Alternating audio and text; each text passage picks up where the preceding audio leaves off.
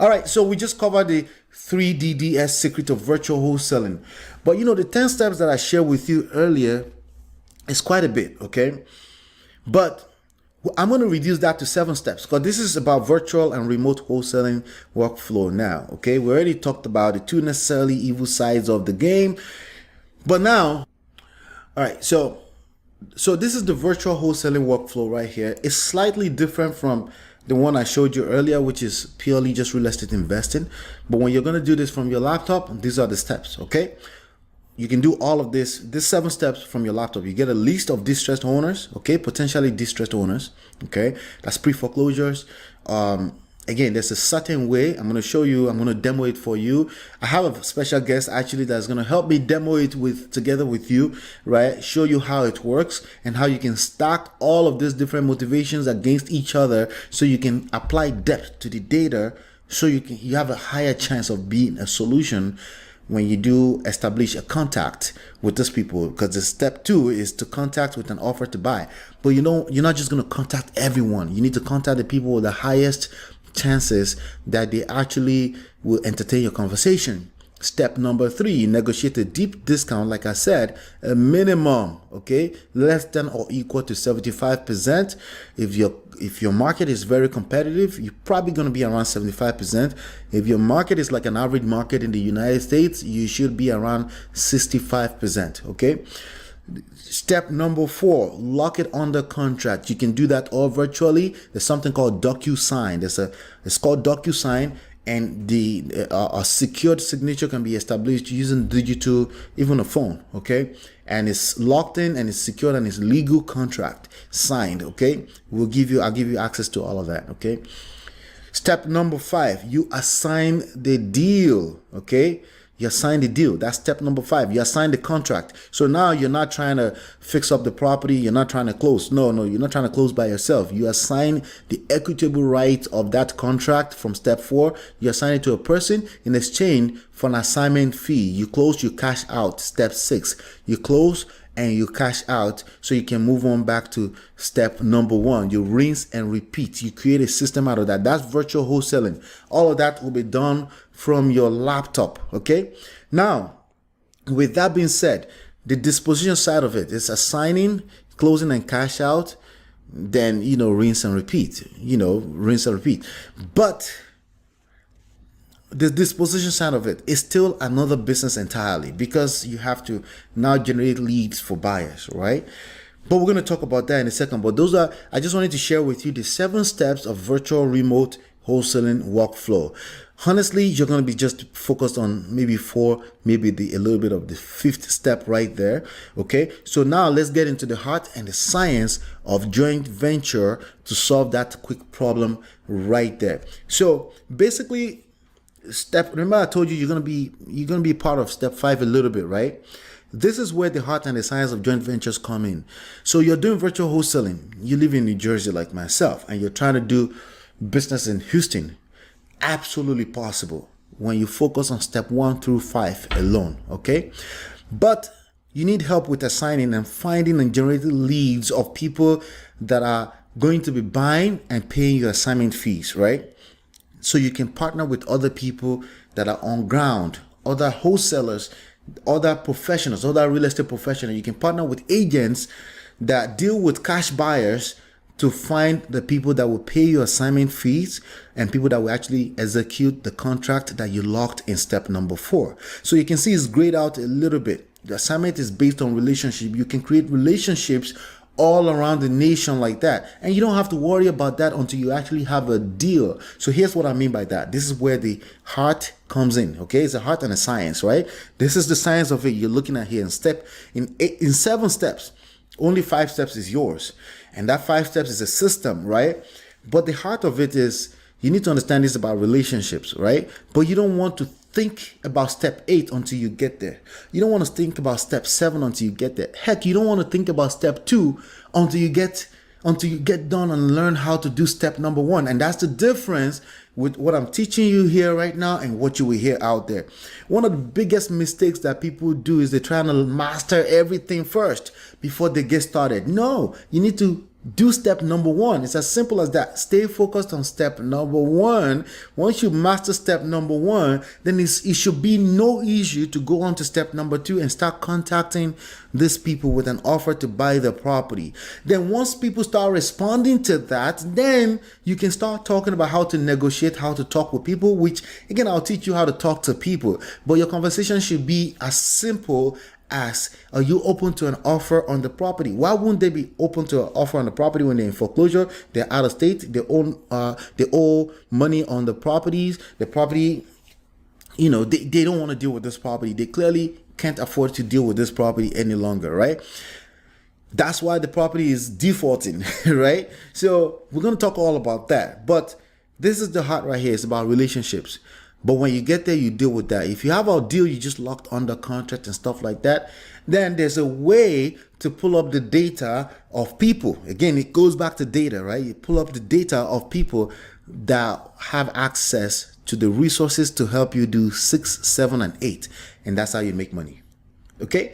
That's how you make money. That's the heart and the science of joint venture. You will be making money with other people, which means it's a protection. It's actually a form of protection for your business. Okay, get list of distressed owners.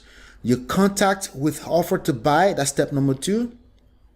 Now, the contacting with the offer to buy, there's a few channels that's involved in that. Okay, some people claim that driving for dollars is one of those, but it's not. Driving for dollars is purely data collection. Okay.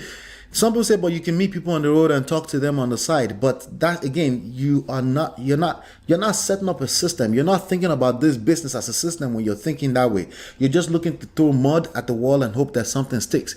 You're looking to get lucky. That's why a few folks will close one deal and they can't close the next one, because everything is not a system for them, right? If you're going to make it in this game, you should think in terms of system, meaning repetitive steps that's predictable when it comes to the result it will provide you. Okay, and the 4 contact and marketing channels that we're going to be using, that I'm going to share with you, the first one is Facebook. Okay, the second one is SMS text messages. Okay, you can use SMS text messages to pick people's interest and see if they're interested in talking to you. As a matter of fact, you should not be talking to anyone that you didn't exchange text with first. Okay, you may say, but they may be 90 years old, they don't do text messages. That's a negligible factor. Don't worry about that. You need to be, again, you got to be thinking systems. You got to be thinking data. You got to be thinking about how to get through millions of data in 1 minute, as opposed to spending 100 minutes on one piece of data. That's how you want to be thinking about this game. The third one is SMS. Sorry, the second one is RVM. It's called Ringless voicemails. You ever got those messages on your phone and it was a voicemail and you don't actually recall the phone ringing, right? That happens to you, right? The phone never rang, you saw a missed call and you see a voicemail and somebody's trying to sell you something. It's called RVM, Ringless voicemails. We want to show you how to use those, okay? SMS text messages, okay? Like I said earlier, but these are messages that will pick people's interest and see if they're interested in talking to you, okay? Remember, you're going to have access to all of the information you need to reach out to these people. Phone numbers, right? Phone numbers. Facebook is a separate type of beast altogether. If that's what you choose, there's a particular way to do that as well too, okay? Very simple though, okay? And the fourth one is postcards. Postcards still work. You just don't want to be spending tons of money on postcards, and you collect 2,000 lists of everyone in your county and then you just send postcards. You're wasting money, you're wasting resources, because most of those people are not going to be interested in talking to you. Plus, everyone else is doing that. How do you plan to stand out? What you want to do is apply the secret number 2, depth, into that data first, and then you want to go through at least 2 of the first 3 marketing channels, and then you can use postcards as a icing on the cake, because there's also follow-up to the game. Follow-up is really, really key in the game, okay? So when they've heard from you and then that they're now seeing a postcard, it just makes it increase the chances of them reaching out back to you that yes, they're open to selling their property. And you can see right there, the marketing message is very simple. We buy houses fast, for cash, any condition, any location, call me today. It's really that simple. It's about the system. Don't try to tweak that message. Don't try to change it. Don't try to get creative. Creative people don't make money. Okay? Most creative people, let me say, most creative people are not going to be Jay-Z. Okay, for a reason, because they're not going to think systems. Okay, most creative people, they need to express themselves all the time. That's why you see them on Instagram. They answer to every criticism. But people that are the biggest people in the world they don't answer to every criticism. Most people, they don't have time for that. They have a system to address any criticism that can be damaging for their business. But beyond that, it's all a system. It's a PR system. You got to think of your wholesaling game, the wholesaling real estate investing game, as the same thing. You need to think of it as a system, okay? Keep it simple. We buy houses fast cash, any condition, any location. Call me today. Anything else really doesn't matter, as long as they pick up that phone and they call you or reach out back to you. That's where you want to be dealing with them. As a matter of fact, that's a way for you to pre-filter them. That's another way for you to add depth to all of those millions of data that you have, right? You're adding depth to it by making sure that these people are actually interested in this marketing message before you waste your time talking to them. All right. The flip side of it is that they teach you cold calling, right? When you cold call, you basically have to sell them on meeting you. That's a big work to do. That's a whole lot of work to do, to have to sell a person that they need you. Then you're missing the third secret, which is solution. You're not showing up as a solution to people's problem. But when people reach out back to you because you've engaged 4 contact marketing channels that I recommend based on attraction marketing only, right? You are adding depth, the second secret to the game, and by default, you are now a solution because that person has a problem. That's why they're reaching out to you. You're now a solution to their problem, okay? So with that being said, that's how we contact with an offer to buy. We don't contact them by having to sell them. We contact them, we put the marketing message in front of them, okay? And then we manage our resources by making sure we had depth, right? That's also part of how you manage your resources. Your resources is time, money, and energy, right?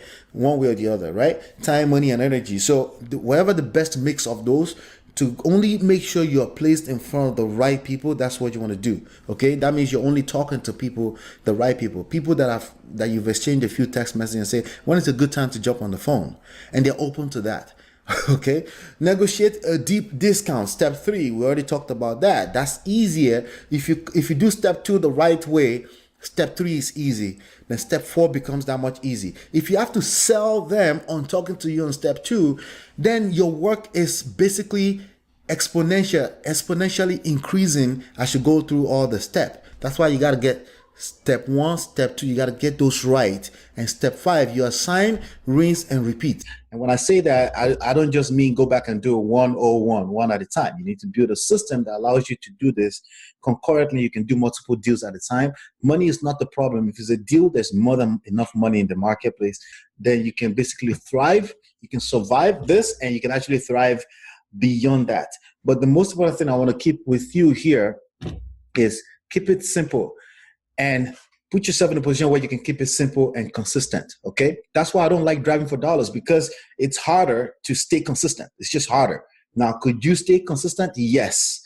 As people gotten lucky? Yes. Are people creating systems out of driving for dollars and knocking on doors? Yes. But it's usually because they're not involving their personal time.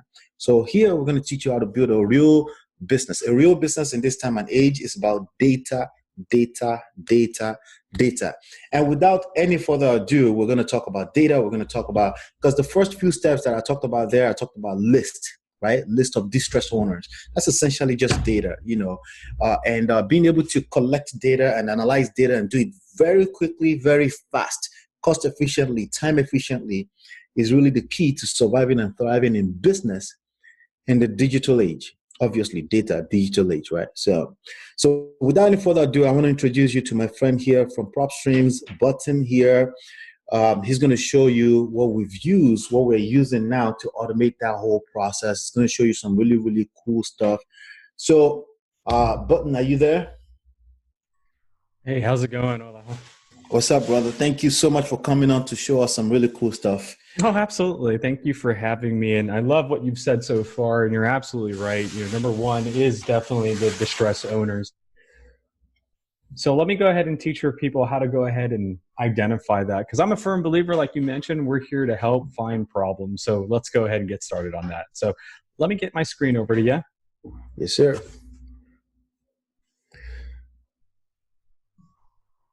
All right, so let me get this over to you here. And so with PropStream, there are essentially 4 different ways that you can build or essentially search a market, right? So our system allows for 2 things: to build a list, and then once you build that list, make contact, essentially analyze the properties.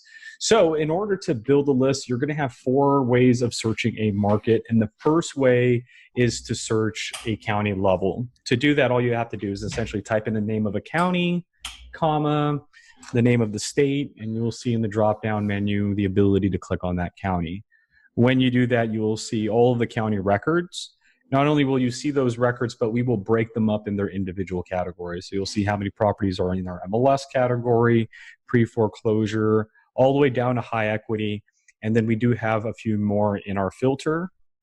After high equity, we have free and clear, bankruptcy, divorce, tax delinquencies, flippers, and failed listings. So the idea for an investor using our platform is to search a market and then choose any of the existing 8, or go straight into the filter, choose one of our 14 categories. And once you select one of those, you now can add more layers to it.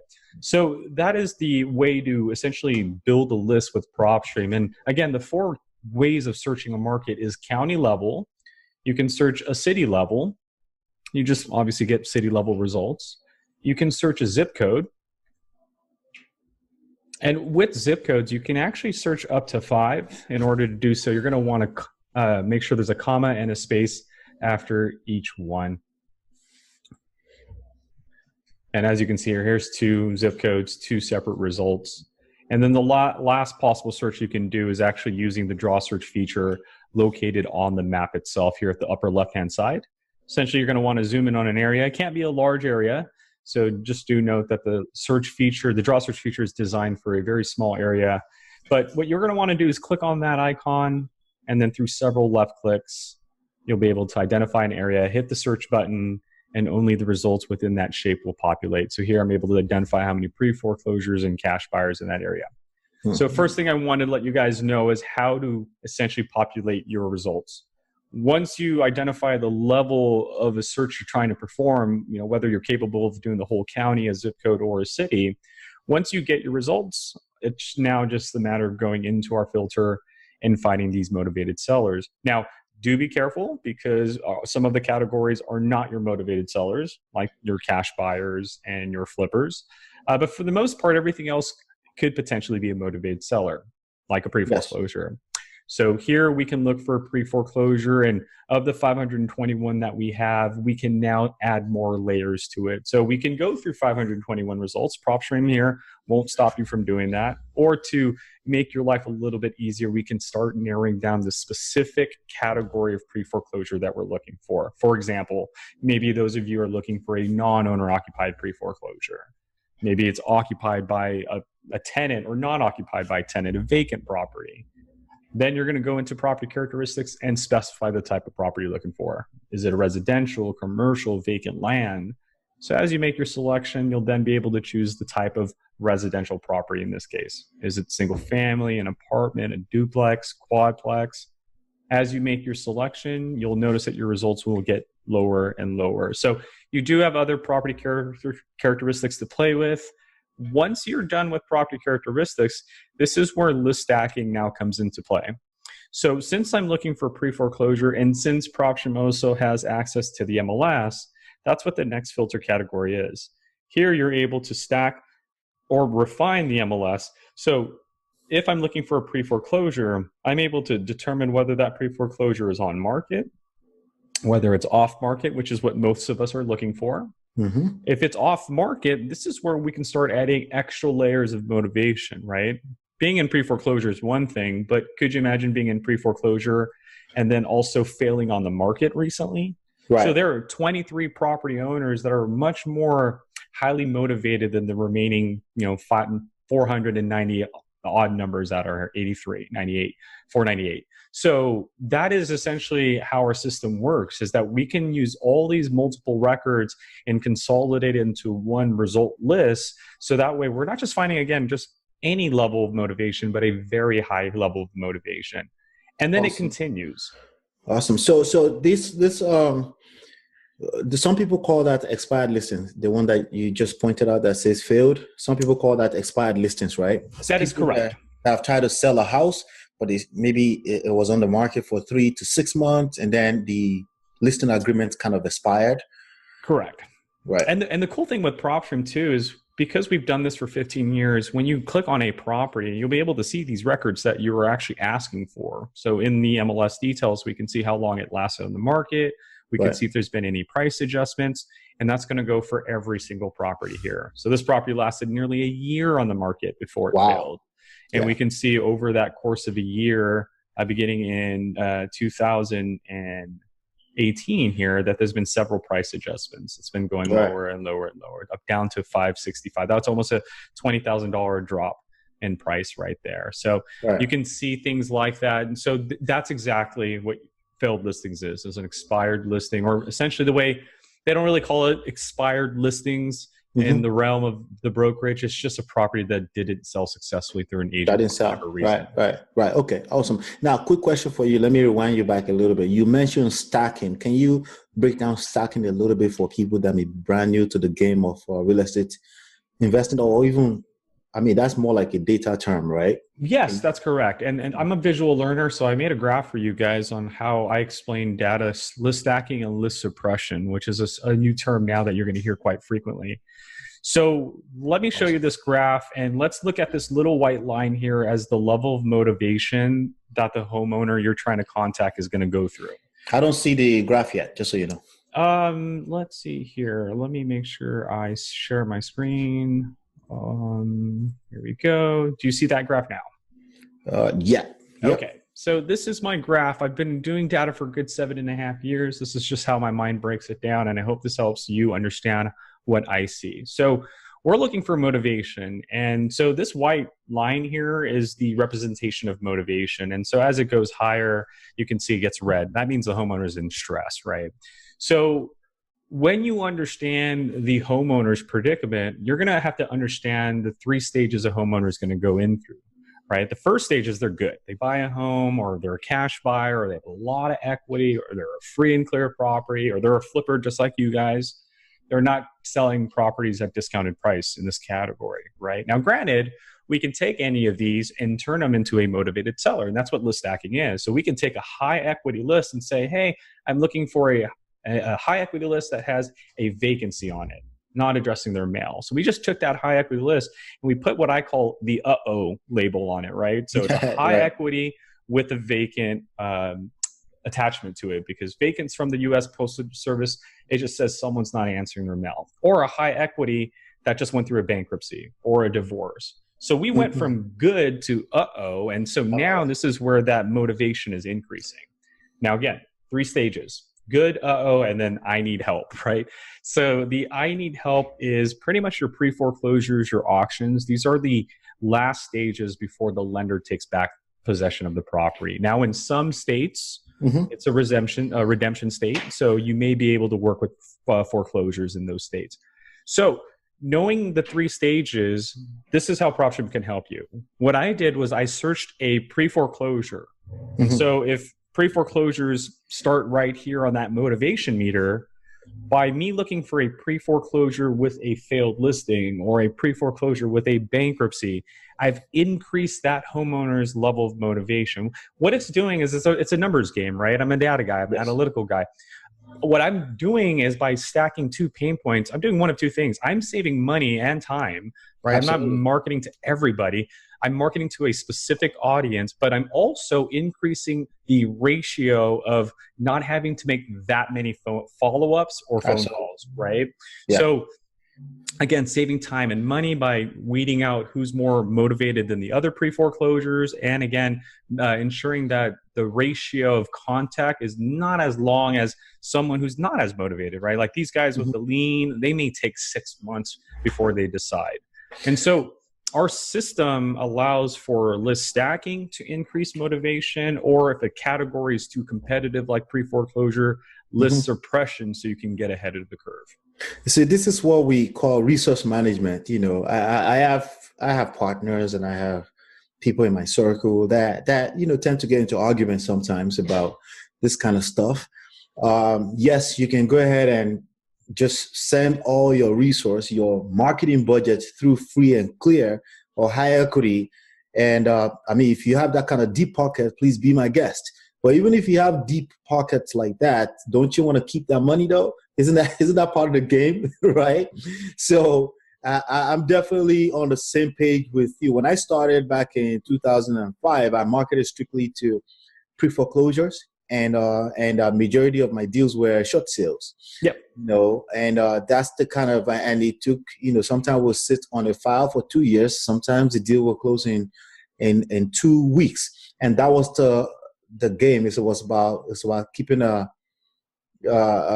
lack of better words, you're keeping a stack of a few of them that you're doing at any point in time, so that you always have something that's closing, and then everything in between. Bankruptcy. Some people will say, yeah, the best is the tax delinquency. I say, well, I don't know about just tax delinquency as by itself. Now, if you had it together with tax delinquency plus it's free and clear, right? Then we may have, the conversation will be a lot better in the direction of I can actually solve a problem for someone. Right. But if you go straight to somebody who owns the house free and clear, and if you go there, you're just essentially, you're saying, hey, can I offer to buy your house? And they're like, yeah, if the number makes sense. That's when you already know something is wrong. When they tell you that if the number makes sense, that means don't waste my time. That's basically what they're trying to say. And if you have enough of that, you're wasting your time and your money on enough of that, you're not going to be in business. You're going to be wasting resources. The biggest resource is time. And then you're probably wasting money marketing to those people as well, too. So definitely, this is a fantastic chart right here that someone should actually stare at, in my opinion. Well, most definitely. Again, I'm a visual learner, so I hope this helped. But this right here really kind of emphasizes the power of PropStream. So let me give you an example, since we're still technically on number one on building distressed owners. So now that we know how to search a market, and in this case, what I've done is show you a category where 23 results are on the higher end of the motivation chart. Let me show you the essentially other end of why some people may not only just do pre-foreclosure, but, and Ola might agree to this, it's a very competitive category for many reasons. And here are the top three I can think of. It's going to be a very big discounted area, right? I like to think of this as beggars can't be choosers. You either work with me and we pay your mortgage and give you a little bit to kind of reset it all over again, but not full price. But if we can do it, we can, like Ola say, maybe close in 2 weeks, and we don't have to worry about a lender taking you and destroying your credit history and all that other negative stuff that comes with a foreclosure, right? Same with auction. So big discounts, faster closing, because again, you're racing against time. But it is also very competitive. So most successful investors have multiple pipelines.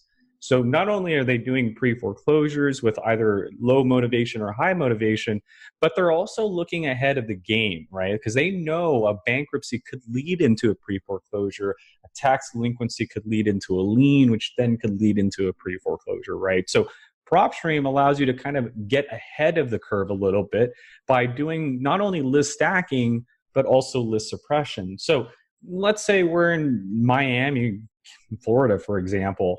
When we're in Miami, there are 4,423 pre-foreclosures, and I know that there's a ton of investors in Miami, so I'm competing against them, against these 4,000. So these homeowners may have gotten 15, may have gotten 17 phone calls already, right, from different investors. And guess what? I'm not encouraging to not do it. I'm encouraging to understand that things are going to get a little bit creative in this category. Your marketing might need to change. Postcards might need to get colorful, right? So things like that will have to apply in a very competitive category. But because of list suppressing, look what I can do. There are 15,000 liens. And remember, a lien can turn into a pre-foreclosure. So check this out. I'm in Miami. I'm now looking for a lien. Excuse me. Pause for a second. I did mention pre-foreclosure, 2005. You got to understand that 2005 to 2020 is like 1,500 years in terms of competition right now, and the need to really, really be creative. So continue, please. I just wanted to point that out. No, absolutely. And that's a lot of people, to add more to that, a lot of people say, what can I do with pre-foreclosure? How can I get contact? And the reality is, again, guys, this is the chart here I showed you. When someone hits a pre-foreclosure, when a notice of default hits the shelf at the clerks and it's pushed, okay, best analogy I can give you guys, and correct me if I'm wrong, but think of it this way. We're all firefighters, right? And we're all in our own helicopter. And remember, we get paid to put out fires. So we're above this rainforest, and a pre-foreclosure is that fire. We see a fire, we all rush to it. However, if you have the ability to expand, maybe do multiple leads, not only should you be going after the fire, but remember, there is smoke. Smoke turns into fire, right? So what I'm doing here is, since we do get paid to put out fires, this is why some of us ignore the smoke, because we know that, hey, we only have 30 days to work with it, or we want to close right away. Hey, that's fine. But if this is something that you're going to be involved in for a long time, then why not start early, right? Because of two very reasons. When you're getting ahead of the curve, you're able to essentially beat out your competition, but understand this level of motivation isn't as high. So this is where, I'm sure you've taught your students this is where follow-up is very, very important. So on your first phone call, you might get cussed out. They might say, I don't know what you're talking about, or I got it under control. 30 days go by, another 30 days go by. By the fourth or fifth follow-up, hopefully you've proven your transparency, you've proven how genuine you are, and you've proven that you actually have an alternative for them to get out of this predicament. And in so doing so, we get a contract. Now, in the event, because this potentially could happen, been following up for 4 months, 5 months, they still go into pre-foreclosure, right? Guess what's going to happen? All of a sudden, all these other investors are going to start calling, right? Because there's people only waiting for that fire. Right. So when they go into pre-foreclosure, all of these investors are going to start calling. And then when you call, whose phone number is going to stand out? I'm getting excited, man. You have the relationship. You have relationship equity. They know you. Of course, they're going to get bombarded by everyone, including lawyers, attorneys. Everybody's going to, if you've ever received one of those letters because you got a ticket, got a bunch of them in the mail, right? You don't want to wait until then. You got to get a little bit more creative than that. Exactly. The sweet spot is in between. There it is, guys. And so that's why I encourage people to open up your pipeline, do your pre-foreclosures, but also understand there are people that are still in the uh-oh stage, and they don't understand that, they need an alternative because, again, they're in denial. The reality hasn't set in. So here's a perfect example of what I'm going to do. I'm going to look for liens in Miami. Same scenario, non-owner occupied, residential, single family, just like before. We're going to do off market, right? Actually, let's do it even better. Let's do failed listing, just like we did with the pre-foreclosures, right? But this time they're not in pre-foreclosure yet. So think about that. They have a lien. They wanted to sell and they couldn't sell, but they're not in pre-foreclosure yet. So we have 2 pain points. So we do have levels of motivation, 2 of them, but we're not here. We're not in the need help yet. We're here. We're in the, I got a lien and I also wanted to sell. So we're in 2 pain points, but we're here. So what do I know from my standpoint without calling them? They have a predicament, which is that they got to pay that lien, right? The lien holders want their money. And their assumption is, hey, I'm just going to sell my house, and after I sell it, I'm going to pay the lien off, pay my mortgage off, and pocket the rest. Right. Everyone will get off my back. And we know they tried already. Exactly. And so they failed. So I can now focus on 10 properties more than the 15. But again, just note that you can get very specific. This is a numbers game. So if you're on a budget. And to be more specific, you get to focus your resources on this 10 people. It's not about, hey, what do you mean focus? I don't need to, I could do more. No, you have limited resources. You can turn it to unlimited by analyzing the data first. Absolutely. And that's what I encourage people to understand. We don't know the level of investor you are. I hope that we go from 10 one day to 2 months later, you're doing 500 at a time, right? So just know that in our system, you can get very granular. You can add multiple layers, or you can keep it simple. Most of us would have just simply said on market, no, and lien, but not in pre-foreclosure. So again, 251 properties heading into the pre-foreclosure category, but not there yet. But I can kind of give that a little push. Why? Because I want it to be an individual, not a corporation. Corporations probably have more options than an individual. This individual has been committed to this property because they've been living in it for 7 years or more. And then last but not least, how do you get out of a lien? You got to make that payment, but you also have an active bankruptcy on your property. Or in this case, we don't have any properties that fit that category. So what I'm going to do is just build another layer. Well, in that case, if you don't have a bankruptcy, what if that tax lien I'm looking for starts at 5,000 or more, right? Now, some people always talk about the bankruptcy part. Maybe you can clear that up for us. When somebody has an active bankruptcy, they have to go through the court system. And I guess, does it depend on the state? They have to go all the way through the court system before they can actually sell, or they can sell anytime in between. Is there some kind of obstacles there that people Yes, there are multiple obstacles. I am not a bank attorney, but there is different chapters. 7 and 13 are usually the most ones that you're going to see in the real estate market. And yeah, some bankruptcies will actually be tied to real assets. So therefore, if that bankruptcy is tied to the property in question, then you're going to have to go through several hurdles